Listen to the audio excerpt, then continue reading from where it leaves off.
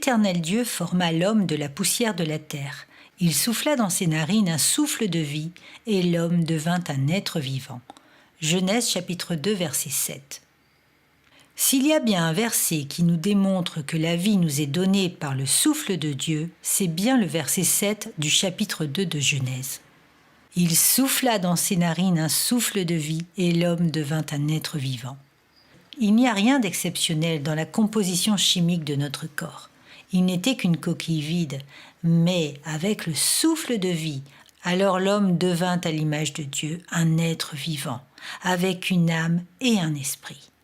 Lorsque le Seigneur retire ce souffle, le corps retourne à la poussière. Notre vie et notre valeur viennent bien de l'Esprit de Dieu. Certains se vantent de leur réalisation et de leur capacité, comme si tout dépendait d'eux, et d'autres se sentent si inutiles qu'ils pensent n'être rien. La vérité est bien que notre vie et notre valeur ne viennent pas de nous, mais du Dieu de l'univers qui choisit de nous accorder le don mystérieux et miraculeux de la vie.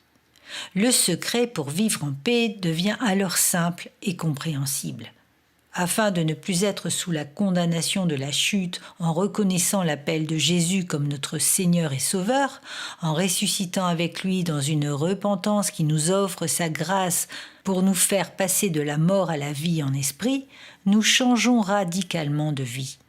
Dieu nous éclaire sur sa création et son souffle nous conduit vers une nouvelle dimension relationnelle. Le Saint-Esprit nous offre les clés d'une vie de régénérés qui dépasse nos limites humaines. Nous comprenons soudain que le souffle de Dieu devient notre oxygène spirituel, la pluie divine qui remplit notre âme de l'Esprit et la parole de vie qui nous apprend à fructifier les fruits de l'Esprit. Le souffle dont parle ce verset prend toute sa dimension dans la révélation par l'Esprit qu'il est de Dieu et que sans la vie qu'il nous procure, nous ne serions qu'une masse inerte et morte. Notre vie n'est-elle pas d'une grande valeur ? Prenons bien soin de mesurer la valeur inestimable du souffle divin de Dieu.